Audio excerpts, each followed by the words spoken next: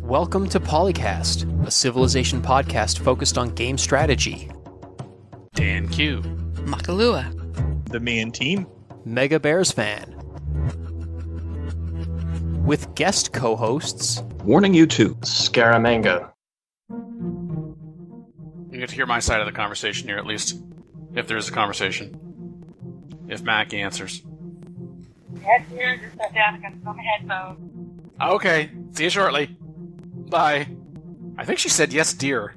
Yes. It sounded like, stop hassling me, I'm coming. Yeah, I don't think that was an endearing deer. Yes, he got yes deared. That might be the bumper for the show. Fantastic. It's like literally sit down, have one hand on headphones, suddenly phone goes off. It's like, Dad, I'm coming, come on. All right, welcome to PolyCast 319. I am Makalua, as usual. With me, as always, Dan Q. Saying hello to fall. Mega Bears fan. Trying to get all my breakfast down before this starts. I know the feeling. And our two guests today, Scar. Hey, it's Scaramanga. And what the heck? What do we call it? This is how our returning guest loves to be introduced. What the heck? I was going to say, Turncast regular, warning you too. What the heck? I know. Greetings and felicitations, everyone. Thank you, Mackie, for that wonderful intro. I could not think of Turncast. My brain is like, Poly what? No, Turncast. No problem. Where's the caffeine? Find the caffeine. PolyCast episode 319. What the heck? We might have the title too. Fantastic. What the heck? Opened by yes, dear. So two very important questions before we get started. First, Scar, why did you agree to come on the show?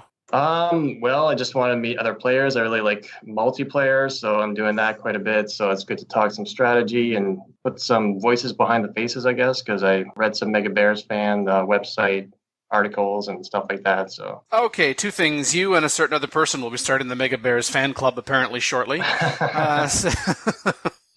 Yay, more fans. Woo! And second, you mentioned multiplayer. So yes, when Mackie mentioned that Steve was a Turncast regular player, of course, Mackie and I are also regular players. That's our cooperative multiplayer show. You must be very familiar with the show and will be prepared for the quiz later. Excellent. Of course, yes. So, Steve, Yo. You're back on the show. This is your 5th appearance. Welcome back. Thank you. I'm honored. You are now halfway to a non-existent T-shirt. How does that make you feel?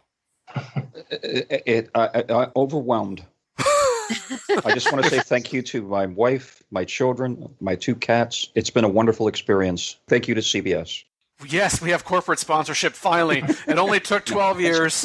Thank you, Steve. Thank you. I will be sending them an invoice shortly for all of our expenses. That's right, a PolyCast announcement. We're going to be on CBS. Big brother. Tune in Sunday nights. Now streaming on CBS All Access.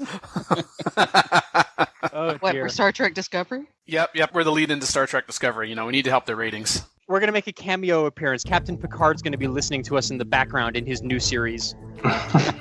Yes, it's a great work. He will be listening to the great work that is PolyCast. Exactly.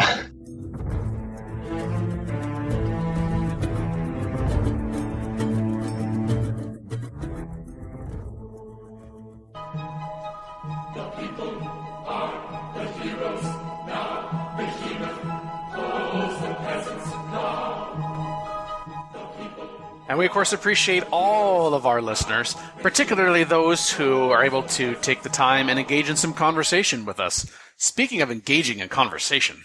Yes, speaking of the Mega Bears fan club, we got some comments from Legalize Freedom that are just filled with praise for myself and absolutely nothing else of importance or relevance in this thread. Oh, except I guess for a couple of comments about the Shift-Enter turn skipping functionality that we talked about a couple weeks ago, where you can just decide not to do anything on your turn, like choosing production or science or picking great people and just holding Shift and pressing enter and going to the next turn, which I personally have only ever used to get around the occasional bugs where the game tells me that there's still a unit that needs orders and there are no units that need orders. So I hit Shift Enter to get past that. so that I can keep playing the game. But other people think that it might be a little bit exploitative because it allows them to defer taking great people, and I guess that then prevents other people from being able to take great people, so nobody ever gets any great people ever. And basically the feedback that we got was, again, from Legalize Freedom, saying that they don't think that the shift enter functionality is a bug and that they think that it's intentional and perfectly fine, that if you choose not to build anything, that you're taking the opportunity cost of not actually building something that would be giving you some benefit earlier in the game. And as we've all, I think, clearly established in many, many, many years of PolyCast, the earlier you can do something in a Civ game, the better that will be for you. So choosing to not build a monument in order to just stockpile production for like a wonder means you have fewer turns of getting culture from the monument or whatever else it is that you decide not to build. And then there's some discussion about whether or not other people think that it might be abusive, and Legalize Freedom ends up saying, well, if it's causing issues with great people, then they should fix those bugs and leave the shift enter turn skipping in, which I personally think would be fine. You know, I'm on the fence about whether or not being able to skip your turn should be allowed. I mean, you know, Civ does come from a long tradition of board games, and passing or skipping a turn is a staple of many board games. So why not put it in Civ too? As long as it's not breaking the experience for other people, you're giving up the opportunity cost. So it's not like it's free. Alcan Silver in the thread on a completely other point said, as far as moving 6/6er games, that pricey to platforms like the iPad is the limited viability of the game on it. And I had made the comment on the last episode that perhaps this is going to get people who enjoy Civilization and other turn-based or just strategy games in general to want to have that option to have on the iPad. Plus, those people who are playing games on the iPad realize that, hey, I too can play a game like Civilization 6, and it can be an enjoyable experience. So I don't know exactly what the context of the limited viability that Alan is getting to. He also adds that I played Civ 4 for 10 years and hope Civ 6 will improve, and maybe I can play it for another 5 years.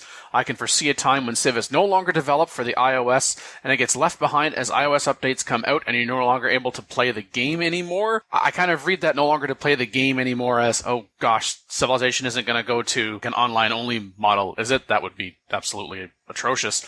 But they're still supporting the Linux and the Mac ports for Civilization 6, so there doesn't seem to be any reason to me or any evidence to suggest that they're no longer going to develop it for that, particularly if publisher 2K Games, which owns the Civ franchise, is investing money in seeing this come about and trying to market it. I think they're probably in part trying to do this so we forget about certain other Civilization platform failures, like, I don't know, Civilization on Facebook, for example. I think what Alan is getting at is that $60 is expensive for a game on a mobile or tablet platform. And most people are used to seeing games for like 99 cents or for free. So then you're scrolling down and you see $60. What the heck is this? And that might turn a lot of people off. And I think his fear is that if people don't buy it because it's so pricey compared to other mobile and tablet games, that 2K will stop supporting it because it's just not making money. And then they're not going to get expansions. They're not going to get patches. They're not going to get any more DLC, anything like that. I think that's what he's talking about. Well, I guess it is possible that we could end up with a Civilization Revolution situation where I know there was Civilization Revolution 2, but it really wasn't any new development on the game. There was very little new content as compared to the original Civ Rev for the consoles. And it was just kind of like a self-fulfilling prophecy. Here's Civilization Revolution 2. You can play it on a different platform, but there's no new content. Do you want to pay for it again? No. I could see this being this kind of a one-off on the iPad for that reason. Poor Mac and Linux players have, waited as long as they did for the Rise and Fall expansion pack and continue to wait with that staggering with the release schedule. I think it's fair to say that that's probably going to also happen with the iPad, particularly given that, just like the Mac and the Linux ports, that's not being developed in-house, as near as we can tell. I mean, Firaxis Games has never done anything on Mac and Linux, and they've never done anything, say, apparently on the Nintendo Switch either. They certainly haven't talked about that.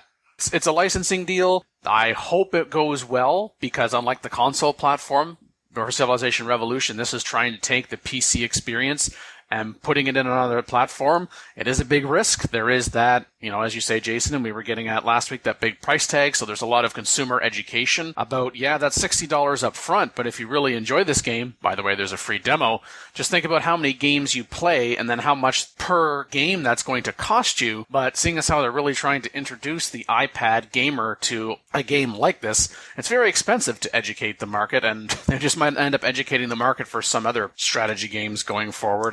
I obviously can't speak towards, the iPad or the Switch versions. As I said a couple episodes prior, I do have a tablet that runs Windows that is capable of running Civ, and I take it with me on road trips and to airports and things like that. And Civ on the go in a relatively portable format is pretty awesome. And I would not be surprised if a game like this could actually thrive in that sort of environment, as long as it is the fully function, robust Civ experience and not something that's simplified or dumbed down like Civ Revolution was criticized for being. So I think this could potentially work really well for the game. I think a lot of people would enjoy being able to take this with them on the bus or on the train or, on an airplane or something like that, and just be able to play a few turns.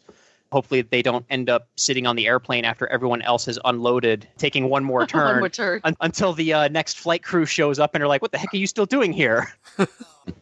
I don't think you can underestimate the marketing potential and the popularity of Apple. I go to our local mall just nearby here, and it doesn't matter how many people are in the mall, that Apple store is always packed. They sell a lot of iPads. Yeah, how many people are in line at the Microsoft store to get the newest version of Windows? Well, exactly, yeah. So compared to how many people are sitting the no, not now whenever Windows Update tells you it wants to install an update. Yeah, the only thing might be that price point. Although it's a full game and massively functional, I have a Kindle, and the most expensive game I've seen on there is probably about $20. Especially considering this is a game that's been out for, what are we going on, 2 years now? Almost, yeah. I would have said somewhere in the $30 to $40 price range probably would have been a better move for them. Yeah, and even then, it's just extremely pricey compared to most games for a tablet, because most of those are just adaptations of a mobile game or something that's maybe $5. I like the idea of not playing Civ with a keyboard and mouse all the time, like something else to fit the contours of your hands. Like right now I'm using a Steam controller, and I like that, just the movement. And so something else like a tablet I think it's pretty good. I think another thing that they could have done that might have been a smart move would have been maybe releasing a version of Civ 5 on mobile platforms at a cheap price to kind of get people used to the idea of having those sorts of games on those devices. That I feel is a little bit of a missed opportunity.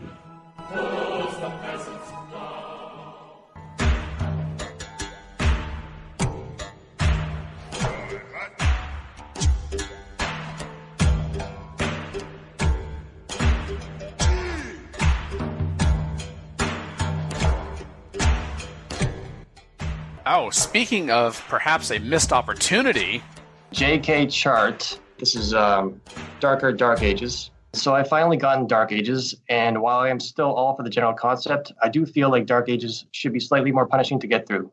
I think the loyalty system for the ages works well enough, since I did have trouble holding a couple cities, but it feels almost too rewarding in the end, especially if you jump to a heroic age, since it is easier to get better ages once you hit a Dark Age. I saw a suggestion that you should be forced to pick a Dark Age policy on a post, and I actually thought that would be a swell idea to make it slightly more challenging of an era instead of something that outright punishes a player severely and ruins their game. The thought I had was that a player in a Dark Age policy must replace one of their policies with a Dark Age policy, but not necessarily a wildcard, which was the first idea. Rather, Dark Age policies could be super policies that could go in any slot. This may still be too flexible, in which case those policies could be forced into the most flexible slots, the wildcards. It would be a change that would make Dark Ages more challenging, like they're supposed to be, beyond just a loyalty effect, but wouldn't be absolutely punishing to players that get one. Thoughts? So aside from just like turning down your monitor saturation to make it so dark that you play horribly, that's what happens in the game. The saturation goes down. But I think maybe getting more extreme Dark Age policies, like just making them more extreme, like Twilight of Valor, giving it plus 10 combat strength, and then you can't heal anywhere. Or like with monasticism, have like triple science with holy sites and then negative 50, just to add some more extremes to it. But I think that some civs and some governments just benefit from having those wildcard slots available to them. So like essentially for Poland, a military slot can be a Dark Age slot. So I think that's just kind of unique to them. So the idea of putting a Dark Age policy everywhere is just kind of something unique to certain civs. Like America can put it in essentially a diplomatic slot, and Greece can put it, since they have a flat out wildcard slot. And then certain governments like Democracy and Merchant Republic have extra wildcard slots. I do definitely agree that the Dark Ages do feel a little bit tame. I mean, whenever I get them, they're usually minimally impactful on the games. It's pretty much as long as you aren't aggressively expanding or settling close to other players and getting lots of loyalty pressure, the Dark Ages pretty much don't do anything to you at all. And I've mostly ignored the Dark Age policies so far because in most of the situations where I'm in a Dark Age, none of them are particularly useful, or at least not any more useful than the policies I already have. So I think that forcing you to have to take one might be an interesting idea that could work. Well, if you have no use for any of them, then they shouldn't be forced. Like sometimes you don't have a trade route going on, or you're not at war with anyone. So they would have to make different ones that apply to more situations. Otherwise. Yeah, they might need a wider variety of them if they were going to do something like that. But I do definitely agree with the idea that they probably should do something that makes you change the way that you're playing the game. Because right now, like I said, pretty much the only time that a Dark Age, to me, really feels impactful is if you've been conquering other players and stuff like that, where you've got cities out on a frontier that are getting a lot of loyalty pressure. And if you don't do that, if you're one of those players who builds 5-6 cities and then just turtles, Dark Ages, from my experience, do pretty much nothing. But I don't know, maybe that's just me. No, I agree with you. You know, when I first read this thread, I was like, more negative effects from Dark Ages. Because right now, like you said, you know, I don't pick the extra Dark Age policies. I never do. I think once I did when I wanted to have more combat strength or something. But then when they don't heal, then that's a real pain because you have to keep bringing them back to your home territory. If you're in a defensive war, Twilight Valor is excellent. And you should definitely take that. But other than that, it's kind of crap. Yeah, it's kind of like I got a Dark Age. Oh, loyalty pressure. Well, that's about the only thing I ever think about. It's if you're aggressively going after somebody and you get a Dark Age, kind of waste those next few turns, and it's like, when does this nightmare end? Okay, it's all right. I'll just build up. I won't do a lot of attacking right now. It's just I find them more of an inconvenience than anything else. So to actually make them more negative, that's an interesting thought. I like the idea. Think about it more. I don't even know if I'd necessarily say it's an inconvenience, because a lot of times I see it as an opportunity, because now you have that ability to go get a heroic age. Yeah, that's true. Yeah, that's a good point. And I've had games, especially when I'm playing with civs like the Kree or the Poochie that have a lot of early uniques, I will sometimes find myself just deliberately trying to get myself into a classical Dark Age so that then I can build my uniques and, you know, explore the map and kill some barbarians and stuff like that, and be in a medieval heroic age, and then basically be in golden ages throughout the rest of the game. Especially that early in the game, the Dark Ages really don't do anything at all, because you don't even have any cities out in the frontier that are going to be getting loyalty pressure at all anyway. Certainly is the opportunity cost of not having a dedication bonus to work with by getting in a classical golden age. You could be missing out on great profit points or something like that from one of the dedication bonuses. True, but you do need, I think, a lot of infrastructure in place in order to get the most out of those dedication bonuses. So again, if you can get the Dark Ages earlier in the game, you are mitigating the opportunity cost of not having the Golden Ages, because you just don't have the campuses, the theater squares or whatever up and running that the dedication bonuses give you benefits towards. A lot of the infrastructure gets applied to with the Dark Age policies themselves. So that just makes them even more useless. So like if you don't have any holy sites in your classical, then you're not going to be able to play with that card at all. You know, we've already talked about how in some cases getting into a Dark Age can help propel you into a Heroic Age, and how using certain Dark Age policies in the wildcard slot can benefit you. I think about, for example, say if you're in Oligarchy and you're already getting combat strength, you're on the offensive.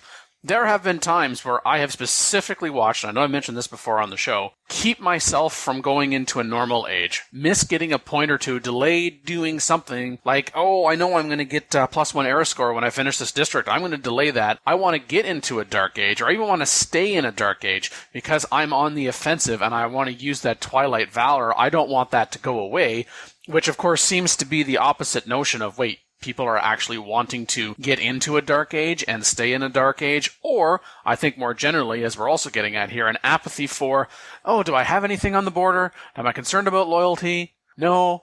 okay, then you stop and think about it. It's at best psychological most of the time. It has really no gameplay effect. Yeah, even the opening cinematic for Rise and Fall, which was also in the trailer that they put out for the game, for the expansion before it released, like showed the plague and stuff like that. So when the game was first announced, I was kind of thinking, oh, maybe they're going to finally have plagues and things like that are actually going to reduce your population and stuff like that. Like, wow, that would be really bad. Definitely don't want that to happen. But then the actual game comes out and it's like, what? Like, this isn't really doing much at all. Seeing as how a Dark Age is supposed to be a reflection of some kind of deterioration in your culture, your economy, in relation to other people as it's been applied in the game, what if, rather than saying you have the option of adopting a Dark Age policy, let's say that you're an oligarchy. For the duration of this Dark Age, one of your policy slots has been neutralized, similar to in a spy situation where your governor has been neutralized by somebody else. You could try to tie that to something specific that you're doing in the game or not doing in the game. Like, okay, am I going to take out an economic one? Am I going to take out a diplomatic one? Am I going to take out a wild card one? Am I going to have it be randomized? But the idea being, rather than giving you more policy choices or choosing you to force a policy card, like you were saying, Scar, but someone might say, well, we're going to force you to take a policy card whether it's useful or not. Right. And therefore, that is your penalty by having to take a card that's potentially not useful to you, but it could end up being useful if you then adapt what it is that you're doing during the Dark Age to that policy. Why don't you just take something away that you... Sorry, an oligarchy, I'm sorry, your military policy card is no longer in effect. Oh, crap, I was using the 1 gold per turn maintenance, and now for the duration of the Dark Age, my economy's a little bit in the crapper, and that's reflected by the fact that we're not as efficient, and the materials are shoddy, so we're having to replace them more, and then that's reflected in the game by having to pay 1 more gold a turn per unit for the duration of that age. Or it could just maybe disable your government's ability for the duration of the Dark Age, instead of taking away a policy slot. So if you're in oligarchy and you get a Dark Age, okay, well, no more combat bonus until you get out of that Dark Age. Well, at least with Dark Age policies, you're kind of making a deal with the devil in the sense that you get a penalty, but then you also get something really cool. So I think that's a strength there instead of just flat out removing a slot. I think if we go historically back to what a Dark Age was, I mean, you mentioned about the plague. If there was a big indicator, a big negative effect on health, like no healing or no city growth during a Dark Age, that would hurt. None of your units could heal. The other thing, too, with Dark Ages, it was named Dark because there wasn't a lot of science going on. If all the campuses you had a 50% reduction in science output or something during a Dark Age, that would definitely make it more painful. Because you're right, because it's having an in-game effect, but then the in-game effect is also tied to what this is supposed to be simulating that was experienced in the quote-unquote real world, and the science could definitely be that. I mean, you could definitely play around with the percentages or whatnot, but the concept that you have an in-game effect beyond the loyalty consideration, when again, at best, it feels like it's a non-event, or quote-unquote worst of all, when it's supposed to be dark, when it's supposed to be a negative, you actually feel like you're ahead. Yeah, I think Firaxis may have shied away from things like, science penalties and stuff like that when you're in a Dark Age because they didn't want to create other runaways. Because if you're in a Dark Age and another Civ is in a Golden Age, then they're getting a science boost and you're getting a science penalty. And that's something that's going to be really difficult to recover from unless the roles completely switch and you later go into a Golden Age and they fall into a Dark Age. But even then, it still might not let you catch up because they might have built all this extra infrastructure. They might have gotten so far ahead that you can't catch up because you don't have all the snowballing infrastructure in place to catch up, even if you do get into a Golden Age. So I think Firaxis was probably afraid of things like that happening. Yeah, good point. If you get in a perpetual Dark Age, if it hurt too much, I guess. Maybe Dark Ages come too easily. I mean, you've already talked about how sometimes you want to have a Dark Age. Perhaps they shouldn't come as frequently as they do now. And when they do come, make it more painful. Yeah, because it's almost a strategy for players on the first age of the game to deliberately tank it so you can get the next age heroic. Yeah. Right, especially if you have, as I said before, those ancient or classical uniques where you're going to be getting, what is it? It's like 4 era score for creating your unique for the first time, whether it's a infrastructure or unit. That's a big bonus. And if you're not hunting barbarians, assuming you're have barbarians enabled, you just don't hunt the barbarians that first age, and then you get your Dark Age, and then your Dark Age is basically barbarian hunting season, and you've got yourself a heroic age the next era. And then suddenly you and your unique unit are just stomping over everything. Right. It just seems to go back to the case of getting things earlier, like one major dedication bonus earlier better than 3 later on. I was kind of expecting that Dark Ages would be something that would have been put in place to try to slow down runaway civs. And I don't feel like it really does that completely. It does do that in the sense that the loyalty penalty means that vast, expansive empires, particularly ones that overexpanded, are going to lose some of those cities. But I don't really feel like it's the case that it's the expansion or the overexpansion that causes the Dark Age. Because in a lot of cases, the more expansive your empire is, the more opportunities for era score you have. The more land area you have, the more likely you are to have settled in the hostile locations that you get era score for. The more likely you are to have settled next to natural wonders, which gives you era score. The more cities you have, the more opportunities you have to build wonders, which gives you era score. So the era score mechanic almost rewards the large runaway civilizations and penalizes the smaller turtley civilizations because of just the larger civilizations having more opportunity to get those points. Yeah, I think it's about strategic expansion as well. Just like being able to put good cities in good spots will definitely should increase your era score. And some civs are just better at expanding, like Rome, and then some are just better at staying small and then still getting lots of era score. Yeah, and on that topic, one of the best things that the expansion did was making it so that you have to think about your expansion, because you can't just put a city anywhere like you used to be able to. Because if you put it in a place where you are getting a lot of loyalty pressure, it could flip in a matter of like 5 turns.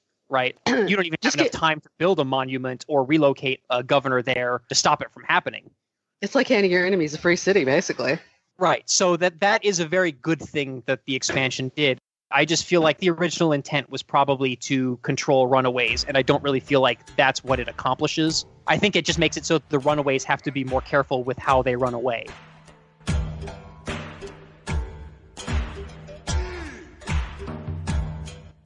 Great Felons, started by God of Kings. Great Felons are the great people the player must avoid at all times. Every civ automatically generates Great Felon points based on the total population of the civ. The more populous the civ, the more likely the civ would have a Great Felon. The amount of points generated are doubled during a, wait for it, Dark Age, halved during a Golden Age, and not generated during Heroic Ages. Once a civ has enough points to recruit a Great Felon, they will be recruited, the points are subtracted, it's automatically going to do its thing. I'm thinking, okay, maybe, and then talk about getting clubbed in the back of the head. For example, classical era Great Felon Herodotus, or however you pronounce that, I'm just going to call him Hero because it just sounds hilarious, could show up and destroy one of your world wonders.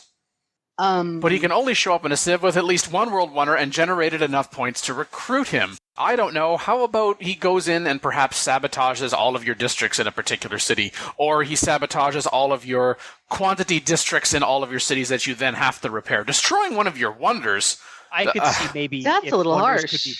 I would see if wonders could maybe be pillaged, you could do that, where you could repair them. But destroyed outright. The problem with pillaging is you've got a lot of wonders that have one-time immediate effects, and then what would pillaging do for a wonder like that? So, that's kind of a difficult mechanic to implement, because they would basically have to make it so that every wonder provides a passive benefit that would be lost if the wonder were pillaged. I personally think it would be nice to be able to pillage wonders, because that's something that happened historically, and I'm not opposed to the idea of being able to destroy wonders. Civ 3, I think, actually had a mechanic where wonders could be destroyed, and then like the ruins of the wonders turned into, I think, tourist attractions and generated some resources or whatever for the player. So I think something like that could maybe work in that context, but just having a random great person pop up and destroy a wonder the way the game currently works is way too harsh. And I think about a district penalty, because it's not like, oh, sorry, I'm going to go ahead and I'm going to pillage your plantation. That's no problem. I'll just send a builder who doesn't even have to use a charge, press, repair, ding, done. It's going to take X number of turns for you to be able to repair all of these districts, either in the one city, or again, you spread it out over some cities in the immediate vicinity, wherever the Great Felon has been generated. So the point that it's a nuisance in that case, and it is going to be something that you need to try to address. The only thing about the initial part of the suggestion otherwise to that point from God of Kings. And Grey Wolf asks it in the start of the second paragraph, why is this mainly based on population size? Doesn't seem fair to players who aim for population growth and may even discourage that. I guess the notion that the more populous a civ, the more likely there would be a great felon because there's more likely to be crime because there's more people living in close quarters and someone gives somebody a sideways glance, a nudge standing next to the wagon, and there's this blood feud or something. I don't know what it is that we would tie it to necessarily.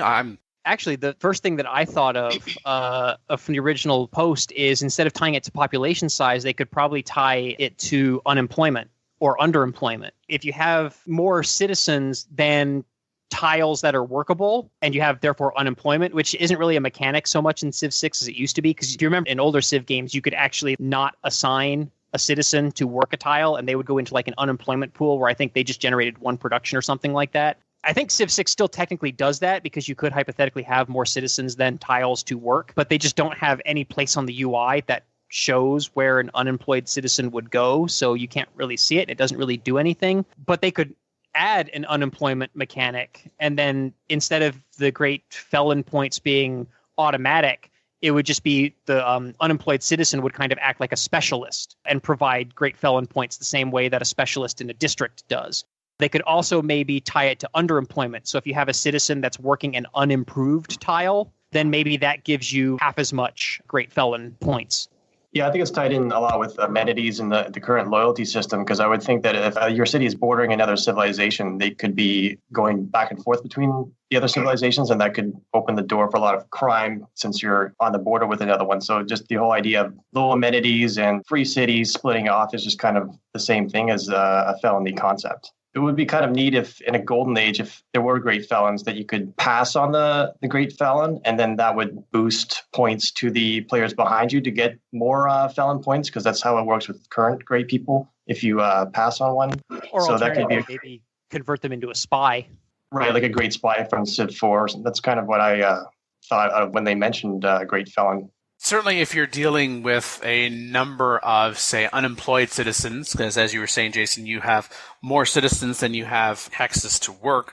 If the civilization was particularly plentiful in its food production from just land that is being worked and buildings in the city, plus, say, internal trade routes, I mean, a lot of the effect that we see right now for having really substantial empires, say, in terms of scientific output, is you're really cramming cities together a lot. So there's not going to be really any one city that has hexes that are not touched by anybody else. So given the advantage that that is in the game right now, the likelihood that you would have unemployed citizens is increased for that reason, because eventually, hopefully, the city's going to continue to grow and be tall. And I think, as you also say, if you made that a little clearer in the UI, that, hey, you've got these unemployed citizens, if you've got something that you can then apply them to, like, I don't know, get back to running specialists, for example, that no, your task is not to work something on the map. You have been trained, and say that, you know, I can go ahead and assign you as a scientist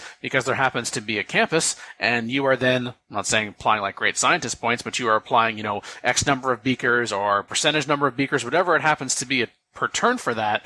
So then you would have to go in and make that clear that you are going to get great felon points. If you don't do that, as long as, say, a player was prompted in the UI, like newer players might not know to go into the city management details and see where that is, and just be prompted, just like when you get notified, hey, your city's starving, you're going to lose a population. Hey, did you know how you have someone that's unemployed? And then a little text, you know, if you let them remain unemployed, then that's going to contribute towards a great felon. I think that is something that could make it interesting. Again, all just kind of comes back to, as long as there's a counter to minimizing the great felon, some specific action that you are doing, a meaningful action that you are doing, and, you know, in a good amount of time, then this is something that could work.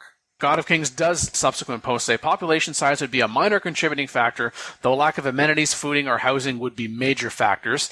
That certainly would also make sense. You know, I have nowhere to live, so I guess I'm going to be going around to where other people are living and taking their stuff. And the more that I do that, and the more of us that are continuing to do that, and the longer that are doing that, is going to lead to resentment to the civilization that I'm leading in. So yeah, I'm going to stir up some trouble. Guy Fawkes was suggested as one, and Blackbeard, and what was the other one? Lucky Luciano.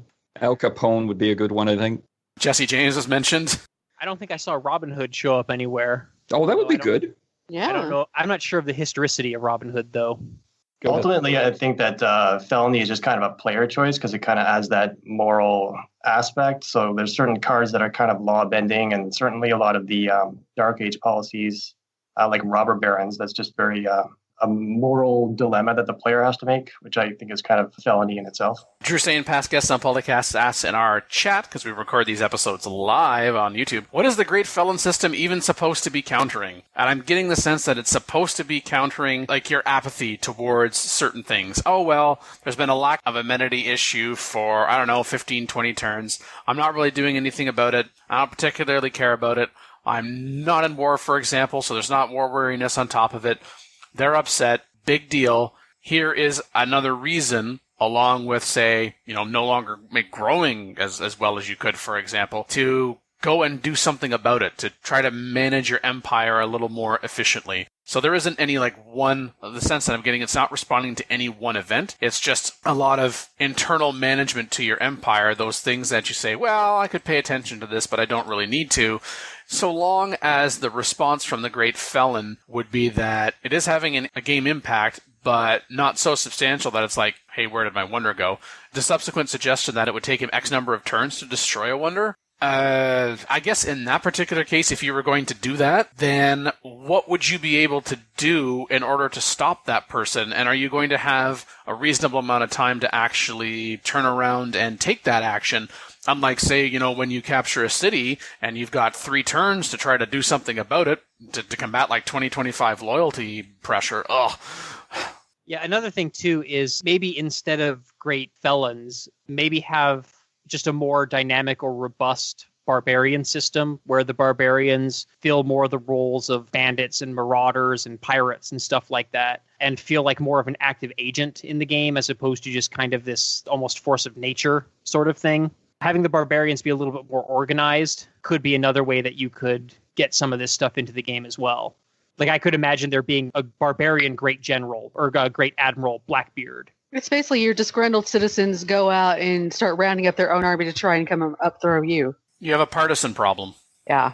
I'm just going to throw something out there about what would cause these great felons to actually become in the game. But it would make sense when you think about it. A lot of times you get the happiness of your cities. It doesn't seem to have, in my opinion anyway, and maybe you put me down this idea, it doesn't seem to have that much of a negative effect. But if you were to have a city that's unhappy, maybe miserable, then you started having great felons arise, that would make sense. Oh, like a city that's having loyalty problems and dropping might be the one that produces the felons. Yeah, that too. Maybe a combination of both. I would think an unhappy populace would create felons and a disloyal populace would create partisans. Oh, that's a good point. Yeah. Yeah. Yeah, you could have both and split it along those lines. They could also have mechanics in place where maybe your citizens actually provide you with quests and things that they want you to do, kind of like how the city-states give you quests, or how in Civ 5 they had your cities wanted specific resources for the We Love the King Day. Have a mechanic like that, and if you consistently neglect providing the things that your citizens want, regardless of whether they necessarily have amenities from other sources, then maybe that could also be something that causes felons. So if you've got other mechanics that are tied into it, like a future expansion or something like that, I think there's a lot of things you could do with that. My big issue is I'm struggling to find out what exactly this would necessarily add to the game, besides just maybe having some fun little flavor kind of things. It just doesn't seem to me to solve a major problem. It's certainly not defined as solving any problem. It's almost presented as a challenge to the player. Yet, if we're going to have it challenge the player, it's like, oh yes, Dan, you've already said this, but just to reiterate that it's meaningful, it's connected to what you're doing and you're not doing in the game, you can counter it. You want it to something that's going to give you enough attention, but at the same time, should not be some new substantial mechanic that, again, for example, wipes out your wonder. That's a little much. Yeah, and going back into the comments from the Dark Ages earlier, one of my other fears with a mechanic like this is that it might be something else that punishes players or civs who are already behind and therefore further enables runaway civs. So that would be something that I think if Firaxis were going to implement something like this, they would definitely need to make sure that it's not something that's just going to create more runaways, where you've got the civs that are already weak or falling behind, that are the ones getting all these criminals that are sabotaging them without them really having much that they can do about it. And then the big powerful civs are just happily skipping through their golden ages, and it's all sunshine and rainbows and building massive empires and not suffering at all for it.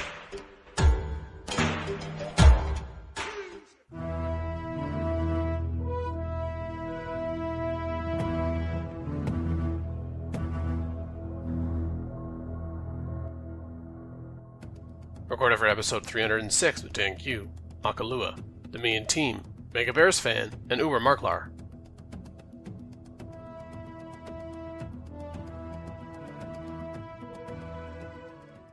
But how regions could add a lot to the Civ franchise. Supremacy King 2 started a thread that he had this idea, probably not new, where the game could automatically group hexes together to regions at the start of the game. I mean, it already does that for continents, so... Yeah, one person on the thread already pointed that out. It's basically just you have to recurse. Do it again. Do it again. Regions within the continents. Something big enough for about 2 or 3 cities-ish, something like that. I don't know if it'd be that big considering some of the map sizes, but... Yeah, I don't think the maps are big enough for this to really work. Again, if the maps were big enough where cities were like 10 tiles apart instead of 4 tiles apart, having large regions would, I think, make more sense. Yeah, on the smaller map sizes, you just have to use the continents, basically. Right, on the smaller map size, a region would be like a triangle of 3 tiles. Yeah. It's like, no? But there are some interesting ideas he had about what you could do with them. Maybe you could apply this to continents as well. Is that civs could claim adjacent regions as their own before settling cities there. On a bigger map, yeah. I like that idea in general, with or without regions. Territorial claim units. Yeah. Put a flag in it. It's part of Britain now. Man, I don't know. Don't people say civilization is Eurocentric enough? Lol. Oh, excuse me. Put a flag in it. It's Australia now. I'll show you colonial conquest. Look, if you don't have a flag, you're not really a country. At the very least, having these regions would better define what is considered, quote, near. So things like don't settle near me. I don't think the game ever defines how far away near is. So if near were just a region adjacent to one of your cities, then at least we'd finally have an in-game definition for what the heck that word means. Even though it doesn't matter in practice, because when you settle your second city in any direction, someone complains. But okay, sure. As long as whatever region you are claiming as your own, as long as you have taken an action, for example, there's a strategic resource there, and to tie into a concept that we used to have, I can't even believe I'm mentioning Civilization 3, but I am. Colony? Yeah, I put a colony in here, so now I can claim this region for my own, as opposed to, hey, I just discovered this region. Hey, I'm the first to discover it. Hey, it's mine. Because then there's also the talk about if a civ settled in a region claimed by another civ, it could trigger a Cassius Belli. Hey, I claimed that on turn 4 because I discovered first and you settled there. Now I get a Cassius Belli because you've actually done something. As long as it's qualified with something like that, as opposed to just go ahead and start, I claim this, and I claim this, and I claim that, and I claim that. Because then it just sets up some ridiculousness afterwards. That's all. Mine. Of course, the only thing with that would be you'd have to script it so that if you didn't know somebody else claimed it because you hadn't met that civ, how would that work? I don't know, maybe running into terrain that another civ has already claimed would automatically introduce you to that civ. Yeah, because that would then they'd block out the entire region. You're like, wait, what? Well, it'd have to be tied to some kind of action. And I was thinking that could be maybe a very useful function for scouts and reconnaissance units to have, where the scout explores and then it maybe has a number of charges similar to a builder. And bring in the Beyond Earth mechanic. Yes. Was that in Beyond Earth? Well, they had charges on the exploration units for picking up those pods. Oh, right, yeah. Yeah. In this case, you have a claim limit. Yeah, that's perfect. I had the same thought. Just adapt the Stellaris territorial claim unit thing. There would probably have to be some kind of decay mechanic on that, so you can't just claim a space on the 4th turn of the game and then not settle it until like 100 turns in. I mean, people can eventually just say, no, screw you, I'm settling here anyway because I don't like you. Yeah, there would either have to be a decay period where your claim is no longer valid and it literally just goes away, or a period after which point the casus belli or whatever no longer apply if players settle there. Because it's like, you didn't do anything with it, so we're settling there now. You're going to get better CBs eventually anyway. What's another thing on the list here that civs could agree to give up a claim to region in exchange for gold or other diplomacy things. So here, have this relic and you can have this region. I wouldn't mind also just to extend that to actually be able to trade your territory with other civs, especially after a war, instead of having to capture their city, to be able to just say like, hey, we want that tile that has that iron on it. Give us that and we'll make peace. That would be fine.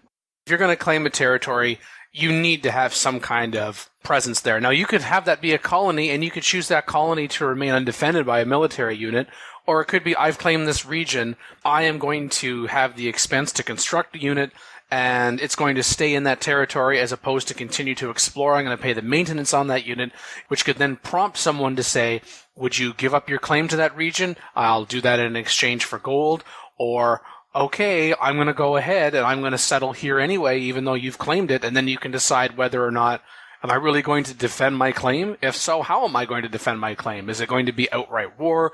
Are we going to tie it back to some kind of economic sanction? I know I'm getting a little bit on a tangent here, but the important thing to me is if you're going to claim it, it's not just because I was here, I've claimed it, and by the way, if you decide that you want this, I know we just say it could trigger a casus belli, so long as it doesn't automatically create a casus belli for someone just because you were there first and to claim it, and then you don't do anything about it. I think you're putting too much value on a casus belli. Like, in early game war, you can just declare anyway. Like, Ancient Era, you can just declare surprise war for no penalties than the risk of losing. Maybe having claims could cost you like culture or something like that. Each claim you make costs you like 1 culture per turn or something, and that maybe scales up as the game goes on. So there actually is a cost to having them and not doing anything with them. And then you just wouldn't make them and then just piss people off settling. And sure, they got a CB on you, but who cares? They can declare on you anyway. So you just violate the claim. Screw them. I realize that, but I don't want it to be in the game that you go ahead and you claim it and then do nothing about it other than to say I claimed it. I don't see that it's anything. Well, if you do that, someone's just going to settle it. They don't care about your CB. They'll just take it then. Why not? So then what was the point of having it declared as... That's basically... Even players or AI? Oh, both. Well, unless they had a mechanic where claiming the territory maybe seeds it with some loyalty pressure from you or something like that. So if someone settles in that claimed territory, they start with a loyalty handicap, an additional loyalty handicap, on top of what else might be there based on distance from capital or something like that. Okay, then you would need to put a bit of a price tag on it. Yeah. I just think this is probably best served as an extra way to encourage early wars and not a whole lot else in practice. Because ultimately, the game's incentives are pretty clear. You want more cities, so you're going to settle them anyway. And if someone else is trying to beat you to spot you, you're going to wind up in conflict with them most likely anyway, even without a claim mechanic. So this is like an extra incentive thing, or to encourage border conflicts over alternative things rather than anything else. But at least in this case, the border conflicts are an affirmative action that the players make, as opposed to just being like, oh, we have adjacent borders, so we hate each other, even though we're trade partners and stuff like that. Yeah, I guess. Although, at least it's like there's only one winner in the game, just pointing that out. So that's also something that I would like to change. So I would like for there to be cooperative victories in the game as well. I wouldn't mind that either. Yeah, I agree. I'm not sure exactly how they should be handled, but I would like it. And, so having it set up so that you have to explicitly lay claim to a territory in order for there to be tensions, conflict with that territory, I think I'm okay with that in principle if that's a replacement for the current our borders spark tension diplomatic modifier. But I think of claiming territory more as something that would be more of like a mid-game thing, kind of tying into colonization, as opposed to like a right at the start of the game thing. So maybe it's something that you would have to research in the civic tree or something like that. That would be like in the medieval or Renaissance era. Colonialism or something unlocks the ability to do that. And then you go and you start putting colonies around. And I mean, at that point, it might be too late because most of the map might already be colonized. But if they make the maps bigger or something like that, this might be something that maybe doesn't fit in Civ 6. Maybe it's something that would have to be in Civ 7 where they can design the whole rest of the game around something like this. But I think there's a lot of things that you can do with it that would be interesting, even if it doesn't come into play till later in the game. I was just thinking how you could tie it into the notion of loyalty, where we know right now that we got a settler unit activated. In some cases, it's, hey, did you guys know that there's a civ down here? You haven't discovered it yet. Yeah, I see their loyalty pressure. You could claim that, even if it's not within your cultural borders, because we've seen that where you're already applying loyalty to hexes that have not been claimed. That could be the basis for, hey, I'm already applying loyalty pressure here, even if it's just one. Even if it's just, it would be -1 from another civ. You can make the claim, hey, we've settled nearby. This region is also ours. This is our border. And then if someone wanted to challenge you for that, to say, no, I would actually like to settle in that spot, maybe you would be willing to say, okay, based on that deal, the loyalty pressure isn't going to be negative for you, but you're going to have to cough up a fair bit of gold. I could see it tied into that way with loyalty, which would also emerge as the game went on and became a bigger issue later on, where now, as civilizations are expanding and they're getting closer to each other, there isn't a lot of territory left to settle, but there's this mash of loyalty, and you're trying to find that spot, which would then extend your borders beyond necessarily where your culture can reach, because as we have seen, from cities, I'm sorry, you got coal in that 4th hex from your city? Oh, I'm so sorry, that's too bad. You can't get that unless you've got, one of those early great merchants that allows you to bring that resource into your territory and into your culture. And you could use it as that way to also settle that problem and tie it in that way. I like that idea. Also because I thought of it. Well, looking at some of the other ones, and it's just... I do kind of like the ones about regions could grant cities and them special bonuses. And the example here is a region has a lot of wheat tiles, could grant a food bonus to tiles in that region. It's kind of like in real life, you have like in the middle of the U.S., it's a bunch of plains. It's great for producing grain. But isn't that kind of already modeled by the fact that that wheat resource is there? Well, I mean, if we've already got this region to find out, and it has could be a lot of wheat tiles or a lot of rice tiles or something, that those get get a bonus a little for trading in wheat. Something. The region has a lot of wheat tiles and you're working them as well, then as like an adjacency bonus, as an example, okay, all of those going to also give you +1 to the city if the city is working all 3 of those wheat, then the city also gets +1 food on top of all the food that's already being generated because you're working all of them. They're improved and they're being worked by citizens. Yeah. I don't know if that's a special bonus, that's just more of what they're already giving you, but maybe that gives you culture. Well, we've got a really extensive wheat farm. There are a lot of people in that city that are employed. That's how they make their livelihood. That's tied to other things that we do, our traditions, our beliefs, our values. That I could see that, okay, +1 culture. Yeah, because you'd have a lot of coal in some place, or you have a lot of niter there or something, because it does happen sometimes the resources clump up on each other. Or luxuries, too, do that. So, a little something. Because in real life, places are known for being the region of having a bunch of... wine.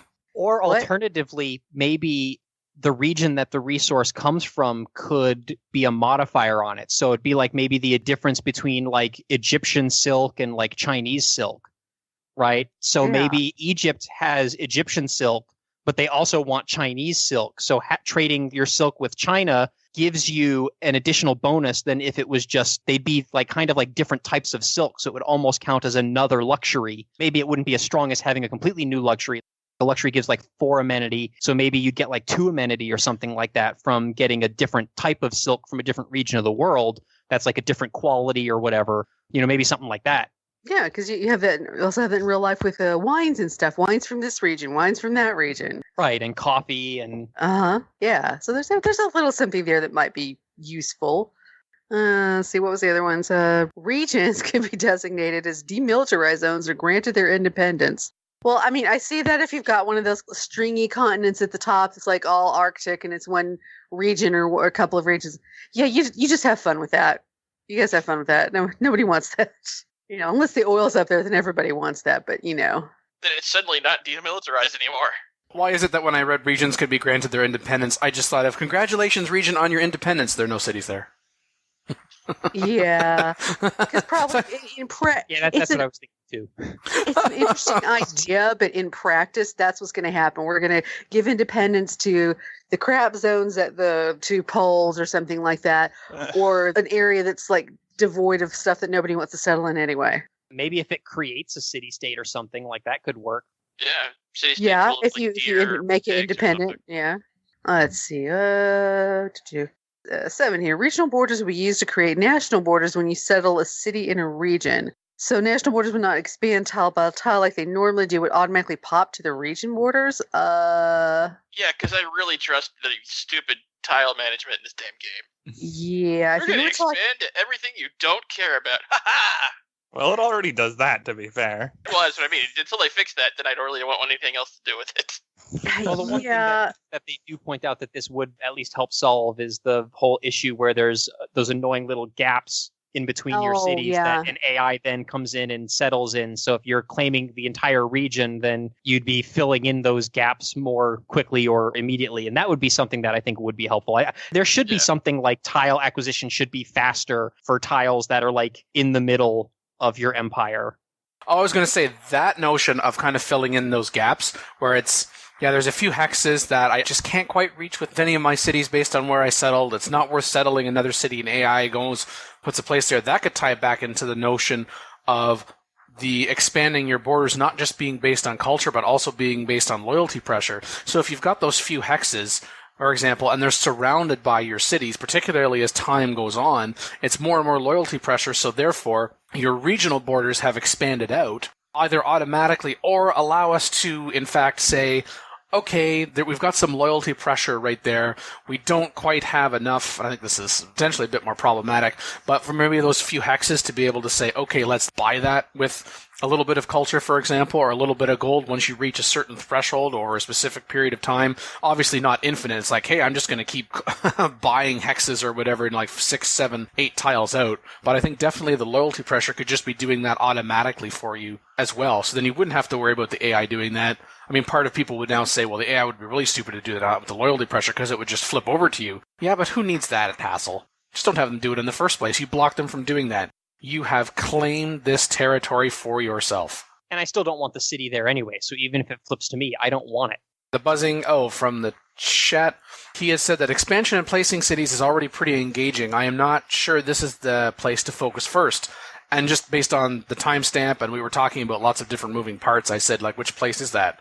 Are you talking about the regions themselves or something we raised from the topic, or even our own idea or as emerged in our conversation? He's talking about the early game claiming regions. There's already a lot going on while there's still land to claim. Mid-late game has always been where the city gets less engaging, which maybe then, I think you had mentioned it, Jason, that perhaps that's when we could start claiming regions. You hit a particular era, and it's like, okay, we have a pretty good idea of where the borders are, but not exactly. None of us really want to settle in this spot, but it's kind of understood that this is an extension of that territory because it's not practical for us to settle in there. And I think part of that could begin to be alleviated by the loyalty pressure itself, expanding your borders in addition to cultural generation, but also the opportunity for diplomacy to go in and say, why don't we formally recognize this as the border between our civs, and either one of us violating that is going to have negative diplomatic consequences, and or worse.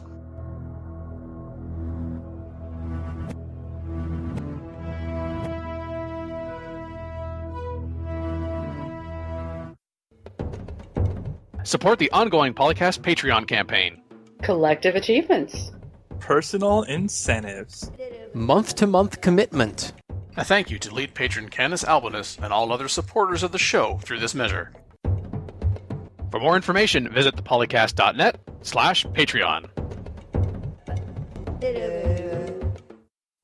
Call in today. In North America, the number is 301-637-7659. That's 301-637-POLY.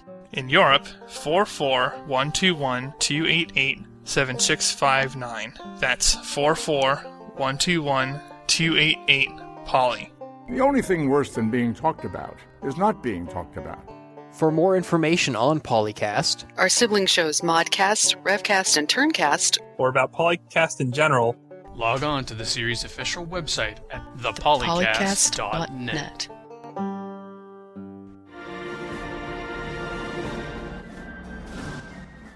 All right, well, thank you for listening to PolyCast episode, 319. I've been one of your regular hosts, Mega Bears fan, along with Dan Q. I don't know about you, but I hope I look and feel this good at 319. Makalua. We'd better be out in space by the time I'm 319. And guest hosts Steven, a.k.a. Warning You Two. Thanks very much for listening. And Scar. Thank you very much.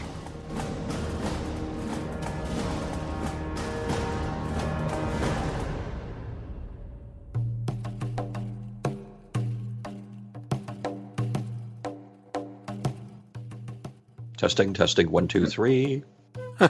When I'm calling you. Nice. I just got to look for my wife. Is it a new look or a familiar look? It's a look of, what are you doing, you idiot? Well, perhaps speaking of giving us something, and something we don't necessarily want even. You talking about Mackie? Hey. I don't know why you came to that conclusion, but I'm not certain. This may be Steve's 5th and final appearance on the show after this con. No. It's not that bad. Well, perhaps on the topic of sunshine and rainbows, what do you mean? I don't know. The other segues were going so well that you are willing to come back on PolyCast, aren't you? Yes, I guess so. Yeah.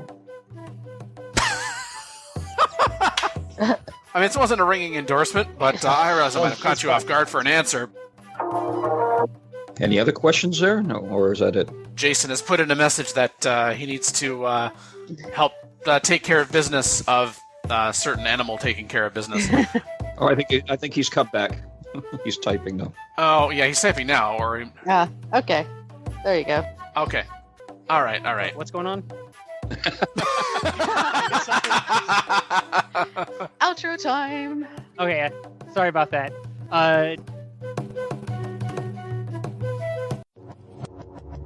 Record date September 22nd, 2018. Civilization 4, 5, and Beyond Earth sound clips. Copyright Take-Two Interactive. Copyright Civilized Communication at civcom.net.